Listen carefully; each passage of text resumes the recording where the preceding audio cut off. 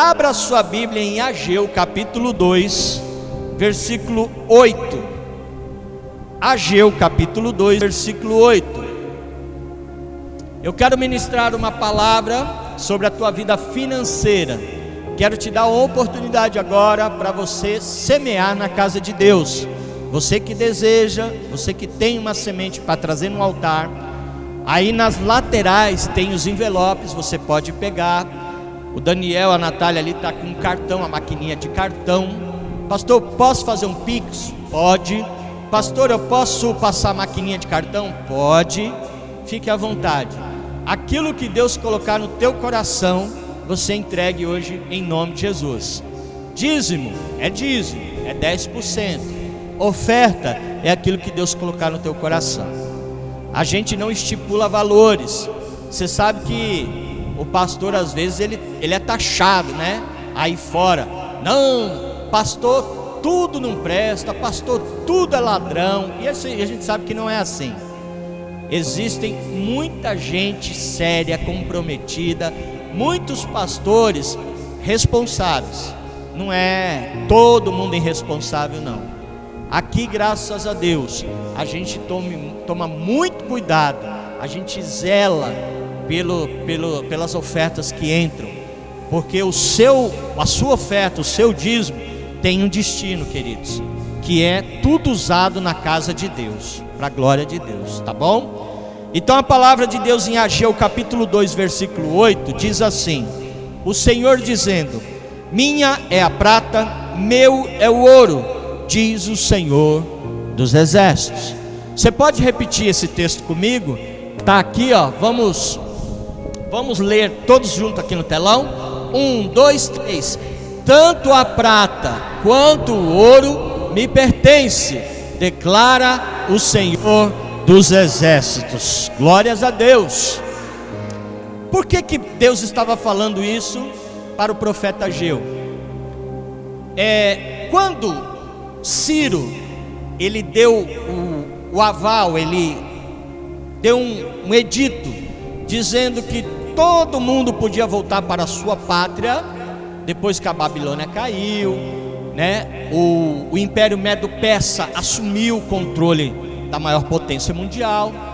O governador Ciro, ele deu um edital dizendo, todo mundo que quiser voltar para a sua terra, tem a liberdade de voltar e à vontade, ninguém vai ser reprimido por isso.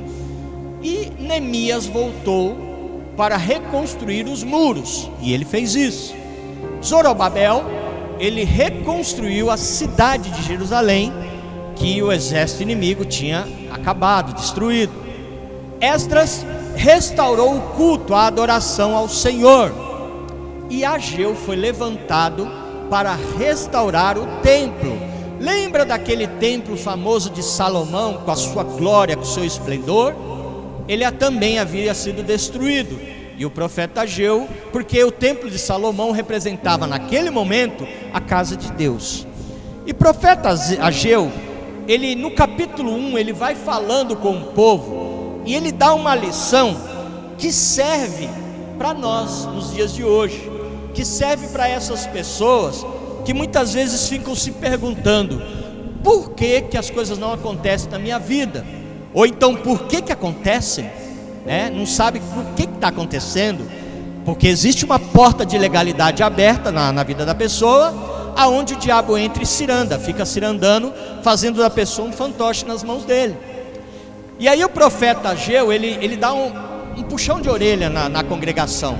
Ele diz para os irmãos assim: é lícito vocês habitarem em casas luxuosas, casas bonitas, e a casa de Deus está lá jogadas as traças? Não é lícito. Ele diz assim: é por isso que vocês plantam e não colhem. É por isso que quando vocês colhem, não é o suficiente para vocês sobreviverem. É por isso que o seu salário não dá para nada. Aquela sensação de você receber 2, 3 dias acabou. E aí você tem o mês inteiro ainda para bater cabeça, para ver como é que você vai se virar durante o mês inteiro. Ele diz assim: o que vocês ganham, vocês têm a sensação de colocar num saco furado, porque parece que o dinheiro se esvai, o dinheiro se perde. E ele fala, ele vai dando esse puxão de orelha, ele vai falando com a congregação, e é uma grande verdade. Muitas pessoas falam assim: pastor, Deus não precisa de dinheiro. Realmente Deus não precisa. Lemos aqui, Ele é o dono do ouro e da prata, Ele é o dono. Mas a casa de Deus, a obra de Deus precisa. Nós precisamos para fazer as coisas acontecer. Nós precisamos para as responsabilidades dessa casa serem honradas. E Deus vai usar quem? Deus pode usar o ímpio, só que a bênção dele vai estar sobre o ímpio. Deus quer usar a tua vida, igreja. Então não retenha aquilo que pertence a Deus, em nome de Jesus, porque pode estar o mundo aí fora em crise. Lembre-se de uma coisa: o justo, o fiel a Deus, ele passa pela crise sem crise. Aleluia. E para selar esta palavra, 2 Crônicas 7:15, o Senhor diz a respeito da casa dele, da igreja. Ele diz: agora estarão abertos meus olhos e atentos os meus ouvidos para as orações que se fizerem neste lugar. Aleluia. Então ele vai responder sim. Ele vai vir com a resposta, com o milagre, com a vitória, com a provisão. Mas para isso precisamos ser fiel no caminho com o Senhor, no andar com o Senhor. Pastor, hoje eu não tenho uma semente. Fique em paz. Eu sei que Deus vai preparar e você no próximo culto vai trazer com alegria. Mas não deixe de ser fiel ao Senhor, em nome de Jesus. E eu quero orar por você. Você pode ficar em pé em nome de Jesus? Aleluia, glória a Deus. Só finalizando o texto de Ageu, essa passagem, 2:8. Ageu terminou o templo, o novo templo, a segunda casa.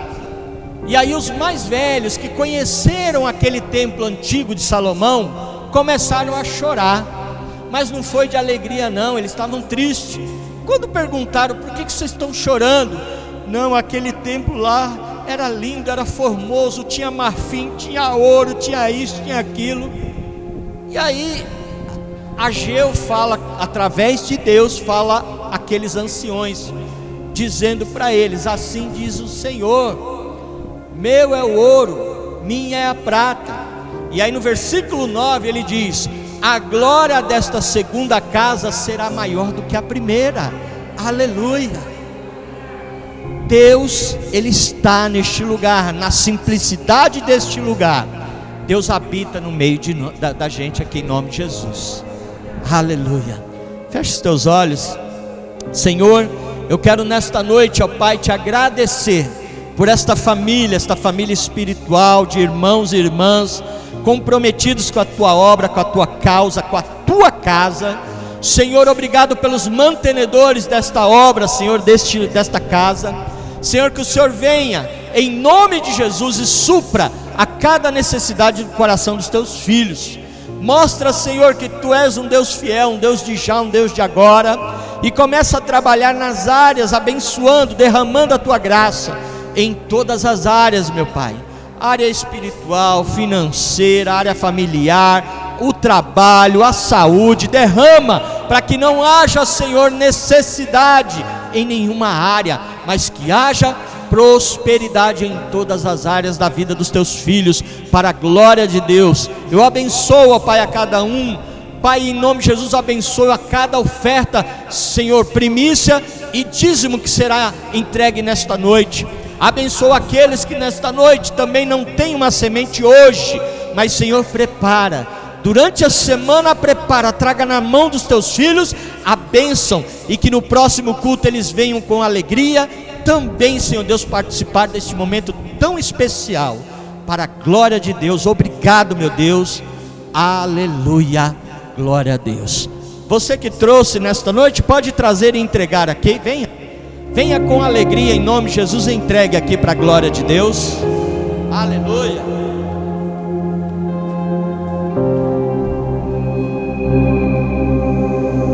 Oh glória, aleluia.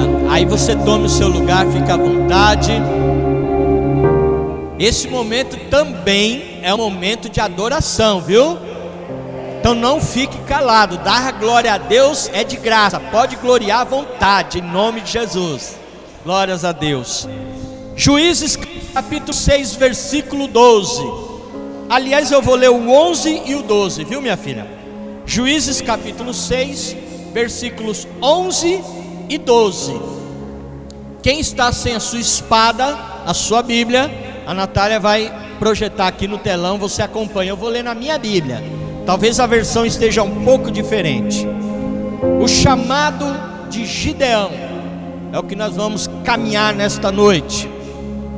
Diz no versículo 11 de Juízes 6: o anjo do Senhor veio e assentou-se debaixo do carvalho que está em Ofra, que pertencia a Joás, o Abiesrita, onde Gideão seu filho estava malhando trigo no tanque de prensar uvas, para se esconder dos medianitas.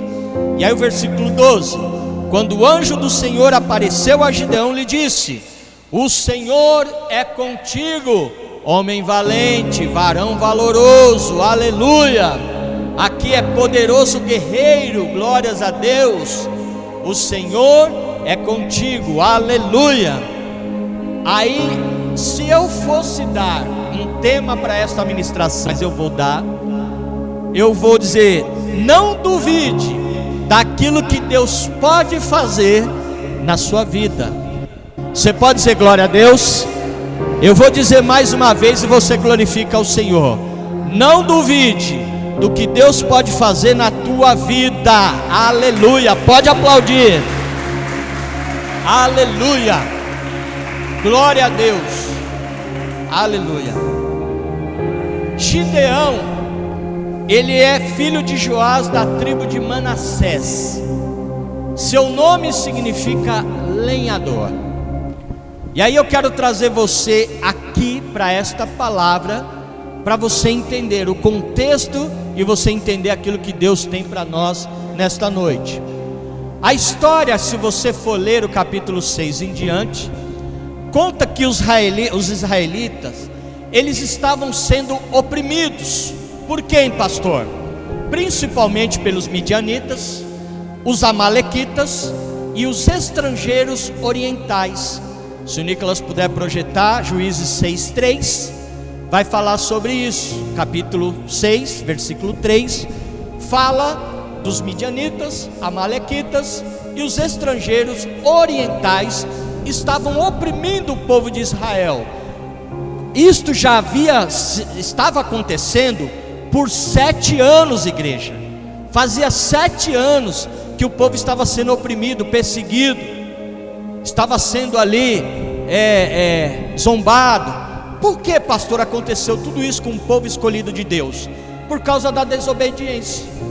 O povo, no versículo 1 do capítulo 6, fala que eles fizeram o que era mal aos olhos do Senhor, e esta maldade é a desobediência. Desobedeceram, desagradaram o coração de Deus. E eu quero começar ministrando para você que tem pessoas que têm tudo para dar certo.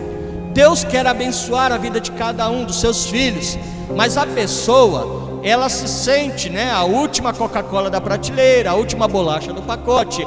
Ela quer, não, eu sei de tudo, quer dar de testa com Deus, e não é assim que funciona.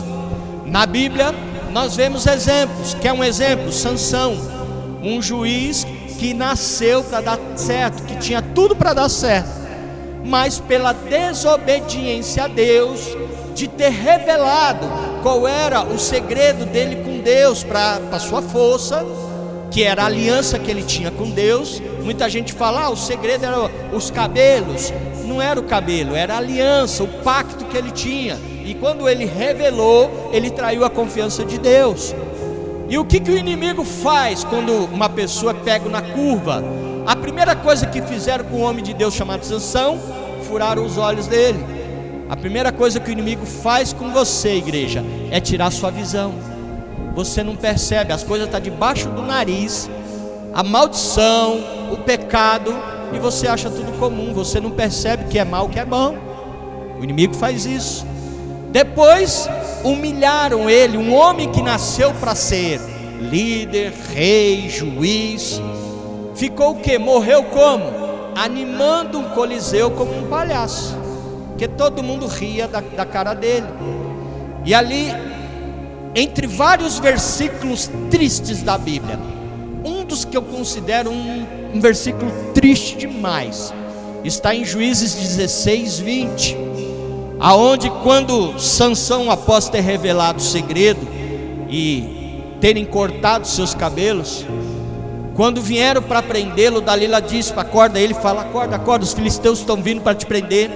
Ele levanta achando que ele ia dar um couro, como ele sempre fez, né? Porque Deus estava com ele. Ele falou: não, eu sou o cara, eu vou dar um couro nele, está tudo certo. Mas o versículo diz assim: não sabia ele que o Espírito Santo de Deus, havia se afastado dele.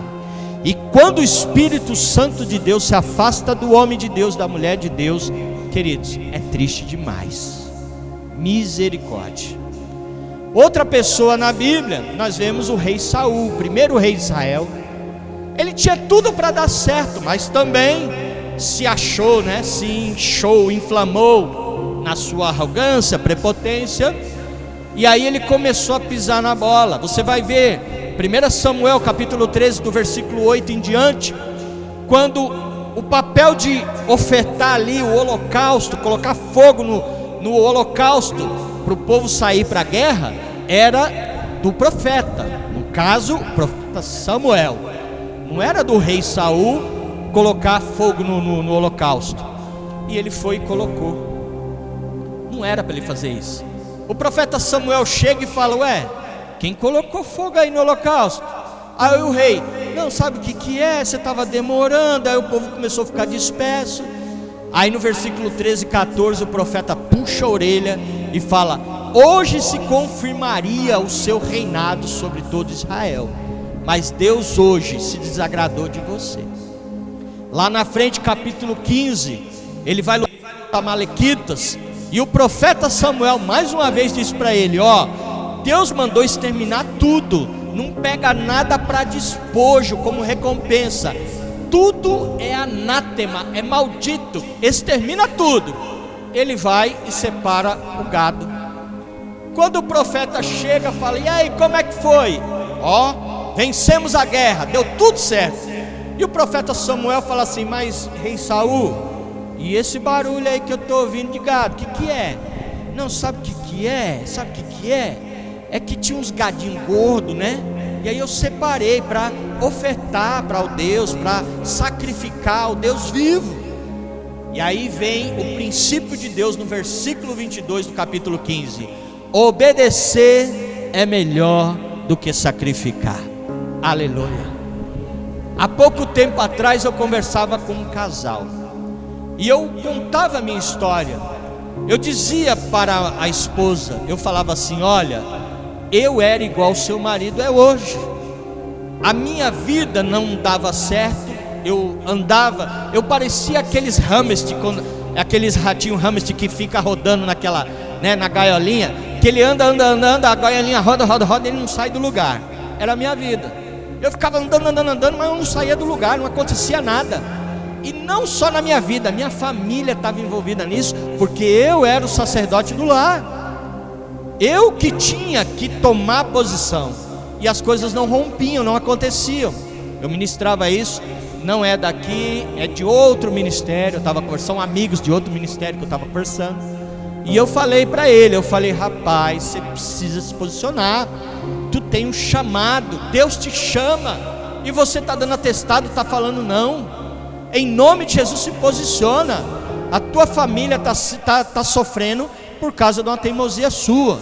Eu espero que ele tenha ouvido, se posicionado, e a próxima vez que nós nos encontrarmos, que venham boas novas em nome de Jesus. Ficamos quase uma hora ali, eu lá no ouvido dele, conversando, contando a minha experiência. Eu espero em nome de Jesus que tenha servido de lição e que ele se posicione. Aleluia. Mas é a verdade. Desobediência, queridos, nós sabemos o que fazer. Aquilo que agrada e desagrada a Deus, nós sabemos. Nós somos expert na teoria, todos nós. A gente sabe que desagrada o coração de Deus. E por que a gente não se posiciona e faz? Por que a gente não muda? Meu Deus, pergunta para mim, fala assim, pastor, como eu mudo? Fala de novo, pastor, como eu mudo? Mudando. Olha como é simples. Mudando. É só mudar. É só você decidir, é decisão. Aleluia. Todos estão acompanhando os noticiários da guerra. A gente está todo instante na TV, nos jornais, o que mais fala é o assunto da guerra. Os olhos do mundo estão voltados para a guerra. E você, assim, nós temos que dar glória a Deus.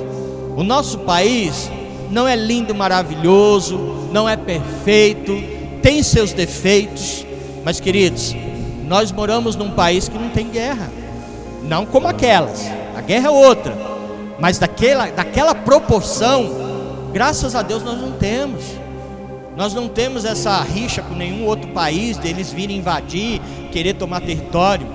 Aqui também a gente não vê furacões, a gente não vê terremotos, a gente não sofre como outros países sofrem. Se você vê, nós temos liberdade de expressão. Nós temos liberdade de cultuar ao nosso Deus em paz. Você pode andar pela rua aí com a Bíblia, a camiseta com um dizer evangélico, e ninguém vai te prender, ninguém vai te bater por causa disso. Mas você sabia que existem países, lugares, chamado Cortina de Ferro, dentro da Gela 1040, um dia eu trago um estudo para você entender melhor, que é proibido você carregar uma Bíblia, e se descobrirem que você tem uma Bíblia dentro de casa, você é morto. Você sabia disso? E aqui, graças a Deus, nós temos liberdade de expressão, e muitas vezes a pessoa, ela não se posiciona, ela não ora, ela não lê a palavra de Deus. A gente precisa parar com isso. Se você, igreja, quiser ficar na fila dos comuns, ok, você tem plena liberdade, é a sua cabeça. Eu participei dessa fila, saí dessa fila, virou uma chave na minha vida e as coisas começaram a acontecer. O dia que eu decidi sair da fila dos comuns e viver o sobrenatural de Deus na minha vida. E nesta noite eu quero te convidar também para sair da fila dos comuns, para que você possa viver o sobrenatural de Deus que Ele tem para a tua vida. Você pode dizer assim, glória a Deus, aleluia. A palavra de Deus em Gálatas 6, se você quiser projetar, meu filho, Gálatas 6, versículo 7, o finalzinho do texto diz assim: tudo que o ser humano semear, isso também ele vai colher. Então, se você semear honra, você vai colher honra na tua vida. E se você semear ousadia, fé, coragem, você vai receber vitória naquilo que você está enfrentando. Saia dessa fila do comum, se lance mesmo, se jogue na presença de Deus, se humilhe como aquela mulher cananeia que se humilhou aos pés de Jesus. Busque, chame a atenção do seu Deus, igreja. Deus, Isaías 59, versículo 1: o Senhor não está com a sua mão encolhida para que não possa te abençoar, e nem os seus ouvidos tapados para que não possa ouvir a tua oração. Deus, Ele está à sua disposição. A hora que você chamar e clamar, Ele está à sua disposição. Aleluia, glória a Deus. É a lei da semeadura. Tudo que você semear, o ser humano semear, isso ele também colherá. Ah, pastor, mas eu não estou vendo nada. Querido, você não precisa ver, você só precisa crer. Aleluia. Salmo 37, versículo 5 diz assim: entrega o teu caminho ao Senhor, confia nele, e o mais ele fará na tua vida. Aleluia, glórias a Deus. E aí vem um conselho pastoral para você: comece mudando a sua linguagem. Gideão aqui, quando o anjo do Senhor disse para ele, nós lemos: o Senhor é contigo, varão valoroso, homem valente, valente guerreiro. Algumas traduções diferentes falam isso. Ele já foi, se você quiser pôr, filho, Juízes 6, versículo 15. A resposta de Gideão para o anjo fala: não, eu pertenço à tribo de Manassés, a tribo mais pobre. Eu sou o menor da minha casa. Esse menor, ele quis dizer que ele era o caçula de casa, né? Então, naquele tempo, você sabe, você estuda a Bíblia, você assiste as novelas lá da Record, você vê que os caçula não têm voz na sua família. Os caçulas sempre ficam de escanteio, é último plano. Os mais velhos que têm honra, né? Você sabe disso. Então, por ele ser caçula, ele quer dizer: eu sou mais pequeno da minha casa, né? Ele quer dizer: ninguém vai me ouvir. A minha tribo Manassés é a mais pobre. Ele começa a dar atestado, querendo justificar. O anjo está chamando ele para uma grande vitória, uma grande batalha, mas ele começa a justificar. Então mude o seu linguajar. Não faça como Gideão. Quando você for chamado para algum propósito, desafiado na fé, você realmente tem a coragem, fé, disponibilidade, fala: eis-me aqui, Senhor, aleluia. Senhor, eu não estou vendo, mas eu creio na tua palavra que diz que eu sou mais do que vencedor em Cristo Jesus, aleluia. E vai na fé e na coragem que vai dar certo. Se Deus é contigo, vai dar tudo certo em nome de Jesus, aleluia. E aí uma vez a gente chamando um rapaz para o encontro, para participar do encontro com Deus. A vida desse rapaz tudo arrebentada, destruída, casamento. E nós falamos do encontro com Deus, apresentamos o encontro com Deus, falamos: vamos lá, é um final de semana que vai mudar a tua vida. Sabe o que ele falou para nós? Ele disse assim: olha, eu já estou nessa vida há, sei lá, 30 anos que ele falou, esqueci. Anos e anos eu estou nessa vida. Você acha, pastor, que um final de semana vai poder mudar a minha história? Eu falei: acho. Eu e o outro pastor que estava do lado falamos: nós achamos e temos certeza. Ele não foi. Casamento se separou, a vida destruída, perdeu o emprego, a vida estava só o sangue de Jesus. Por fim ele mudou de São Paulo, foi para outro estado tentar a vida, a sorte em outro lugar. Perdemos o contato. Mas quando a última conversa que nós tivemos, a vida dele estava só o sangue de Jesus, porque declarou uma palavra contrária. Mas olha, em contrapartida, quando a gente morava lá na Bahia, uma irmã, ela tinha o seu marido, que ele gostava de tomar todas, e ele vivia bêbado. Ele andava nas ruas cercando franga assim, sabe? Não conseguia andar reto, só cambaleando. Até que um dia ela ficava sempre xingando ele, né? Falando um monte. E nós conversamos e falamos: irmã, muda essa linguajar, começa a abençoar em vez de amaldiçoar. Quando você vir ver ele daquele jeito, você fala assim: ó, o abençoado vindo, ó, aleluia, ó, tá até bêbado do Espírito Santo de Deus, aleluia, né? Profetiza, irmã. Começa a declarar bênção na vida dele. Sabe o que aconteceu? O homem se converteu, aleluia. E quando nós saímos de lá, sabe o homem que estava fazendo? Entrou na equipe de diácono da igreja, virou diácono da igreja. A gente estava vendo ele na porta recebendo as pessoas que entravam, com aquele sorrisão, curado, liberto, abençoado, com um testemunho tremendo. Quando a gente voltar, quando eu for de novo para a Bahia, eu quero ir ver esse irmão, quero saber a notícia dele. E eu tenho certeza que ele está firme na fé, glória a Deus. Por quê? Porque a irmã, ela mudou o linguajar. Mude esse linguajar em nome de Jesus. Comece a profetizar bênção, comece a falar palavras abençoadas em nome de Jesus. Não saia da sua boca palavras torpes. Efésios, eu não sei se é 4:29 ou 4:30, fala isso. Não saia da sua boca palavras torpes, palavras contrárias, palavras de maldição, em nome de Jesus. Você entendeu? Diga assim: amém. Glória a Deus. Está um silêncio aqui, né? O silêncio da morte. Em nome de Jesus, crente, reaja aí. É que não é a pastora que está pregando, né? Quando é a pastora, todo mundo, glória a Deus, aleluia, né? Mas dá um glória a Deus para me ver que eu não estou sozinho. Segundo, toque pastoral. Crie raízes no lugar onde Deus te colocou. Posso ouvir um amém? Para de ficar querendo pular de galho em galho, de igreja em igreja. Querido e minha querida, não existe igreja perfeita na face da terra. Todas, como essa daqui, tem problemas e defeitos, porque é composta de pessoas, assim como eu e você, pessoas imperfeitas. Nós somos pessoas que lutamos todos os dias contra o pecado. Aí fora é uma selva de pedra. Todo dia a gente tem que lutar e matar um urso, um leão, para a gente sobreviver nessa selva de pedra. Não é fácil. A gente erra, a gente faz besteira.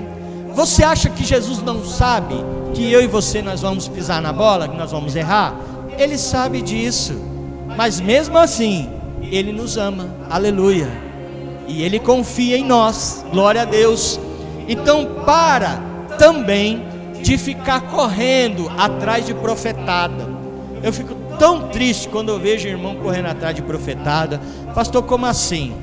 Queridos, há muitos homens e mulheres de Deus.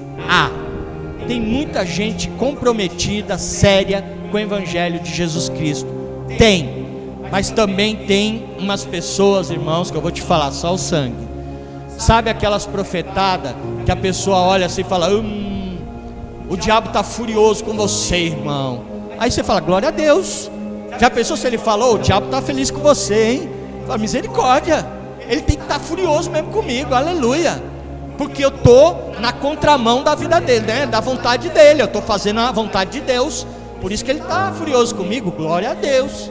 Aquela coisa que o cara quer jogar a rede e pescar você para o ministério dele, aí ele fala assim: ó, Deus manda te falar que o seu tempo lá naquele ministério acabou. Deus mandou nada, irmão. O cara está jogando o anzol para te buscar, para te pescar no ministério. E muitas vezes a pessoa cai nessas conversas. Então, em nome de Jesus, para de ficar correndo atrás dessas coisas, porque se você for ver, a pessoa fica correndo atrás dessas coisas e a vida não muda. A pessoa vive sem, igual o hamster, igual eu falei, fica ali correndo naquela rodinha, e você não vê o casamento mudar, a vida não mudar. Eu conheço um irmão, não vou falar a profissão dele, mas assim, eu sentei com ele e esse irmão eu conversei umas 2 horas com ele. Ele quer atirar para todo lado. Na verdade não é uma profissão que ele tem, é o homem bombril. Ele deve ter umas 5 profissões, ele faz de tudo.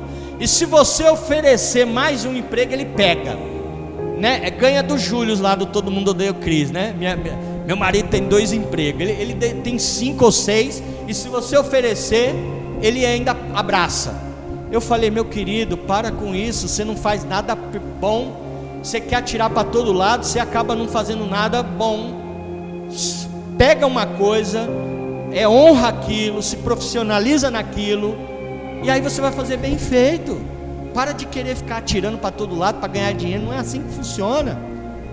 Até eu estou falando isso porque eu contratei ele para fazer um serviço e ele fez mal feito. E aí eu fui, sentei com ele e falei: é por isso, você precisa concentrar, canalizar num lugar só e fazer aquilo bem feito, porque você, atrás de você, você leva o nome de Jesus Cristo. É por isso que muitas vezes as pessoas falam assim: crente nenhum presta, vale. Não é crente nenhum, é pessoas que escandalizam o nome de Jesus. Muito crente aí é responsável, muito profissional. Crente é de excelência. Aqui mesmo nós temos vários aqui, glórias a Deus, né? Aqui nós temos vários profissionais na sua área que, graças a Deus, honram o nome de Jesus, honra a sua profissão, glórias a Deus. O patrão, né, tem prazer, gosta, fala: esse meu funcionário é uma bênção, aleluia. E você tem que ser sal e luz mesmo aonde Deus te colocou, glórias a Deus. Você tem que mudar o ambiente, fazer a diferença. Você leva a preciosa luz de Jesus Cristo aonde você vai, aleluia. Então, em nome de Jesus, aqui no texto, o povo estava sendo oprimido por 7 anos, e o povo de Deus, eles se entregaram, eles se acostumaram com aquela vidinha que eles levavam, de ser roubado, de ser perseguido. Sabe a história do sapo fervido? Eu já ministrei, já falei várias vezes sobre os sapos fervidos. Aí tem gente aqui que fala: pastor, eu não estava, não sei. Então eu vou contar de novo. Sapo fervido é aquela história: se você pegar um caldeirão, ferver uma água, pegar um sapo e jogar dentro da água, ele vai fazer isso. Na hora que ele cair, ele vai fazer isso, ó, pum, pum. Ele vai pular para fora. Que na hora que ele cair na água escaldante, quente, ele vai pular para fora imediatamente, ele vai sair fora. Só que se você pegar aquela água morninha ou fria, coloca um sapo lá, ele vai nadar, ó, vai nadar de costa, de frente, ele vai se sentir em casa, ele vai ficar nadando. Aí você liga o fogo e começa a esquentar a água. A água vai cozinhar, vai, né, fazer as bolhas, e ele vai estar lá. A água vai fritar ele, cozinhar ele, ele vai morrer e ele não vai perceber. Por quê? Porque ele se acostumou. O ambiente, a temperatura, para ele está tudo bem. Sapo fervido. Muitas vezes a pessoa está assim, a situação está contrária, está tudo dando errado, mas a pessoa está zen lá: não, está tudo bem, não, Deus vai me ouvir. E você precisa se posicionar, precisa reagir. O povo estava aqui, na história de Gideão, o povo estava nessa situação, até o dia que através de Gideão, o povo diz: basta, chega de perseguição, chega de ser oprimido. Nós temos uma promessa na nossa vida, e a gente está assim por culpa nossa, então vamos reagir, vamos nos posicionar. E nesta noite também eu falo para você, igreja: se posiciona, reaja em nome de Jesus, dá um basta nessa situação, vira essa mesa em nome de Jesus. Se você entendeu, diz assim: glória a Deus. Queridos, hoje eu sonho com uma igreja linda, linda no sentido, cadeiras cheias, essas cadeiras estão vazias, todas cheias, completas, gente em pé lá no fundo, nós tendo que fazer 2 cultos no domingo, de manhã e à tarde, para atender todo mundo. Eu sonho com aquela lá embaixo, mas isso daí que eu vou falar já está próximo, glória a Deus, a sala das crianças e o banheiro reformado por completo em nome de Jesus. Aí depois a cozinha linda e maravilhosa reformada. Eu sonho com a igreja assim, a gente ter som aqui, aquelas cascatas, aquelas caixas cascata, que é o meu sonho. Já pensou aquele telão de LED aqui no fundo, né, digital? Oh, glória a Deus, né? Aquele som potente, os meninos aqui tocando com instrumento de assim top mesmo, né, Cleito? Você cantando com aquele Shure, né? Aleluia, microfone Shure, que é o top dos top, aquele microfone bom. A gente ministrando aqui com um som potente. Eu sonho com essas coisas, meus queridos. E aí muitas vezes a pessoa fala assim: ah, eu não creio, eu não acredito. Mas eu quero dizer: não duvide daquilo que Deus vai fazer na minha vida e na sua. Glória a Deus. Lembra que isso é o tema da mensagem que eu dei? Não duvide daquilo que Deus vai fazer na nossa vida. Eu sonho, eu não sei se vocês sabem, mas esse terreno do lado aqui, ele é um terreno praticamente vazio. O dono aqui, ele usa para colocar caçamba, aquelas caçambas de entulho. Quando você liga, você está fazendo uma obra em casa, aí você precisa de caçamba para pôr os entulhos. Aqui está cheio de caçamba, é só caçamba que tem, não tem uma construção aí. É um terrenão, irmãos. E eu já peguei o dono, uma vez eu peguei ele aí e falei assim: e aí, você quer vender? Ele falou: não, vender eu não quero, mas depende, se a proposta for boa. Eu falei: é de Deus, aleluia, aleluia. Eu ainda vou chegar nele, vou fazer uma proposta em nome de Jesus, e nós vamos construir aqui do lado, nesse terreno. Irmãos, é gigante aqui, dá para fazer uma big igreja aqui abençoada. E aí vocês vão participar desse sonho comigo. E aí nós vamos dizer: não duvide daquilo que Deus vai fazer na nossa vida, em nome de Jesus, aleluia, glória a Deus. Outro conselho pastoral, e eu já estou indo para os finais: não seja religioso, seja um crente espiritual. Pastor, como assim? Eu durante muito tempo da minha vida eu fui religioso. Eu cantava, eu pregava, e era o religioso. O religioso é mais ou menos assim, ele é cheio de plumas e plaitês, é pompas, né? O religioso, ele pega aqui o microfone para pregar e ele diz assim: irmãos, abramos o oráculo sagrado no Vetério Testamentário do Pentateuco Mosaico, no livro das leis. Não era mais fácil falar abram em Levítico? Pronto, é a mesma coisa, é só falar abre em Levítico, no livro de Levítico. Precisa fazer toda essa pose, essa pompa? Não, é o religioso. É o religioso que, não, uma vez um irmão de uma determinada denominação, ele conversando comigo falou assim: na tua igreja tem doutrina, pastor? Eu falei: graças a Deus tem, mas eu entendi. Quando ele falou em doutrina, ele estava falando de terno e gravata, das irmãs do coque, da saia arrastando lá embaixo. É isso que era a doutrina que ele queria falar. Mas eu fiz, a barba não pode, né? Tem que ser a barba feitinha. E aí eu entendi, mas eu dei o de João sem braço. Falei: não, tem sim. Aí ele: amém. Que eu não quis discutir. Irmãos, não perca tempo discutindo com o religioso, não vai dar em nada. Ele já tem a sua mente cauterizada. Queridos, doutrina é amar ao próximo, é amar a Deus acima de todas as coisas, é você fazer o bem ao próximo. Doutrina é você andar numa vida em santidade com Deus, aleluia, buscar uma vida em santidade com o Senhor. Isso é doutrina bíblica. Essas coisas de vestimenta, em nome de Jesus, deixa que cada um. Se o irmão se sente bem, pode vir, a gente não liga. É claro que ninguém vai subir aqui desleixado, claro. Mas irmão, se você se sente bem, você está bem, vestindo terno e gravata, pode vestir, você não vai ser escandalizado aqui de jeito nenhum. O seu coração fica em paz. Minha vida era assim, minha vida é só o sangue de Jesus. Recentemente eu conversando com um casal, tentando trazer ele para cá, tentando trazer ele para a nossa igreja, mas religioso. Ele veio, foi doutrinado num outro ministério, mente cauterizada, e é difícil você trabalhar com pessoas assim. Aí eu tentando ajudar o casal, porque a família está destruída, a mulher está com depressão, a filha menor tentou se matar, se corta, já tentou se matar, e ele falando com toda pose: vou fazer um curso de capelão. E eu sei que o curso de capelão é para você cuidar de vidas. Você faz esse curso para você cuidar de outras vidas. Tanto assistência espiritual, emocional e social. Um tipo do trabalho que você faz, irmã. Cuidar de pessoas, né? Espiritualmente, emocionalmente, socialmente. E eu disse para ele: filho, coloca para mim 1 Timóteo 3,5 no telão.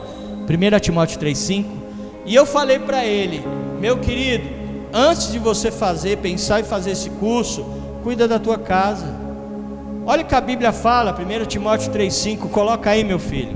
Ela diz assim: se alguém não sabe cuidar da sua própria casa, quem dirá cuidar da casa de Deus, cuidar da obra de Deus?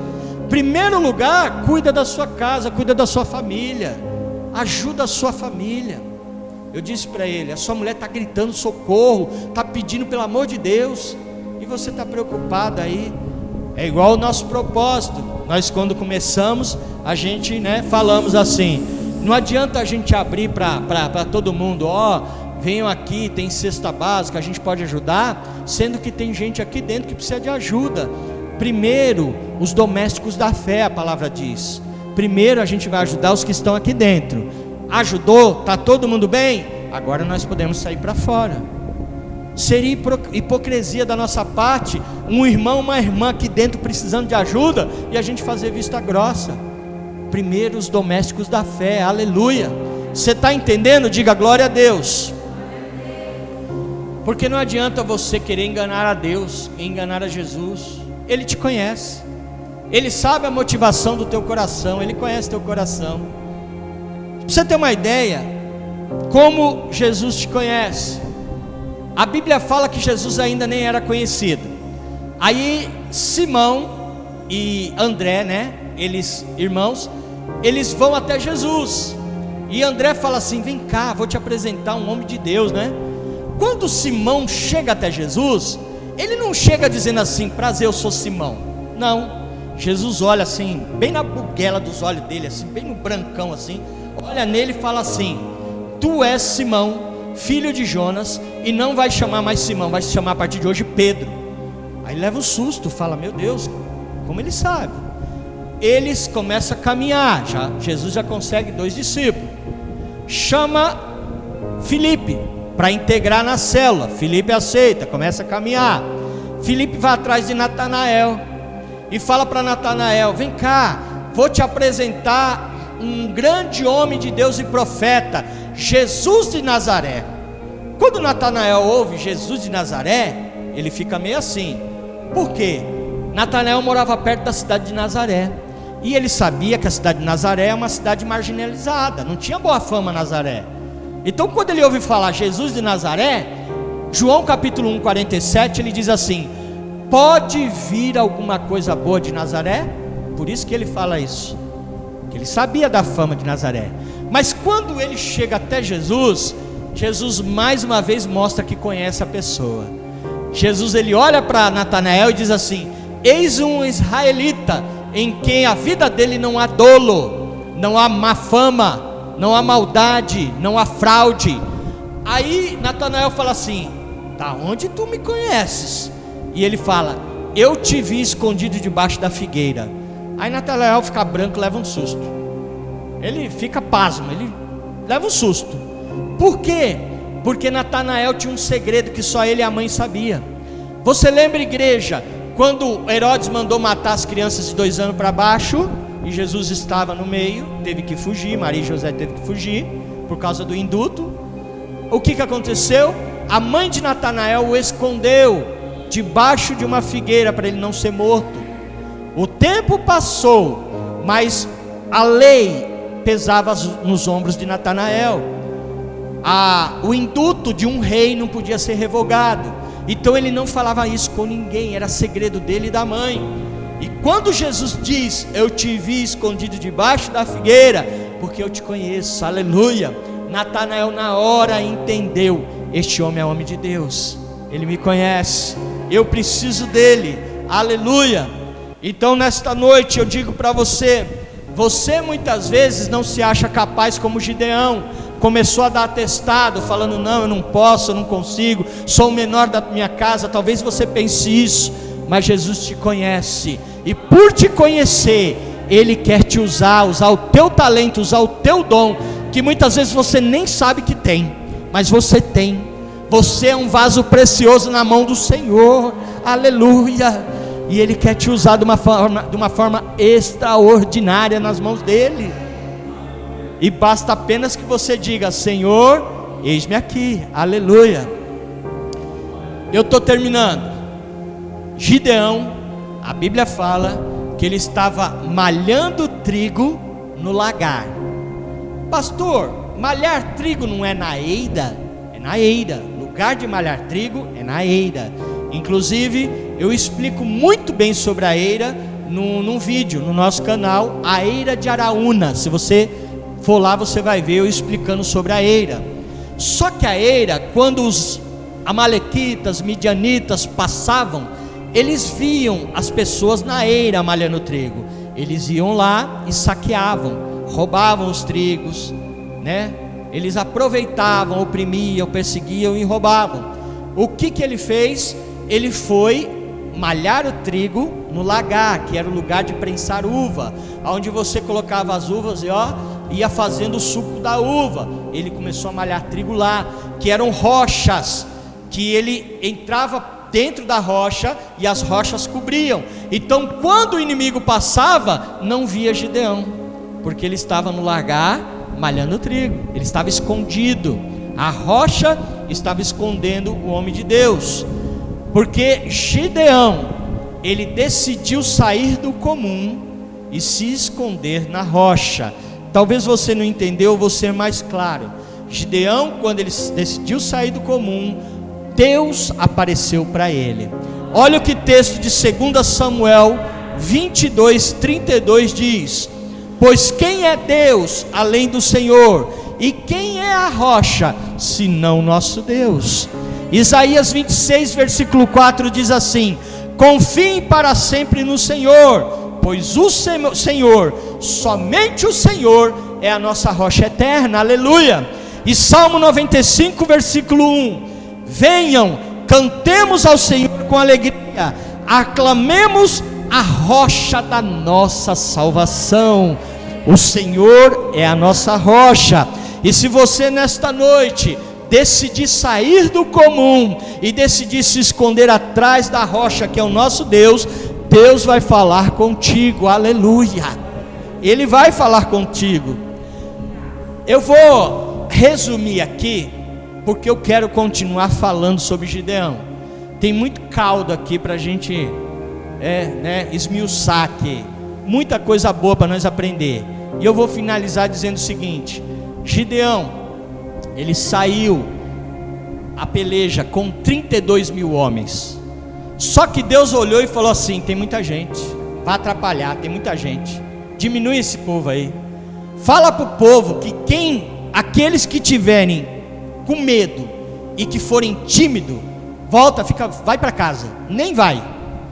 Quando ele disse isso, 22 mil homens voltaram, só ficou 10 mil. Aí Deus olhou e falou assim: ainda tem muita gente aí, vamos diminuir isso aí.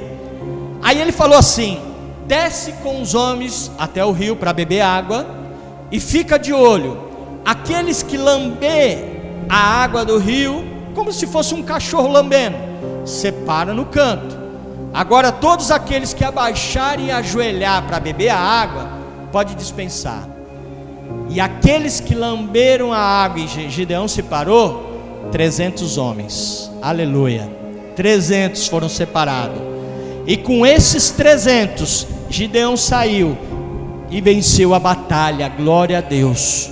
Ele conseguiu conquistar. Porque Mateus, meu filho, coloca aí Mateus 22:14, por favor.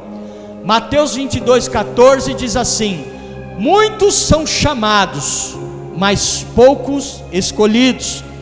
Por quê? Porque o chamado é para todo mundo, todos são chamados, mas para ser escolhido, depende de mim, depende de você. Aleluia. Fica de pé, eu quero chamar o louvor aqui na frente. Nesta noite, se você quer fazer parte desses 300 corajosos, desse exército de Deus, basta apenas você dizer assim: eis-me aqui, Senhor. Aleluia. Você deseja? Então, em nome de Jesus, que você possa dizer: eis-me aqui. Aleluia.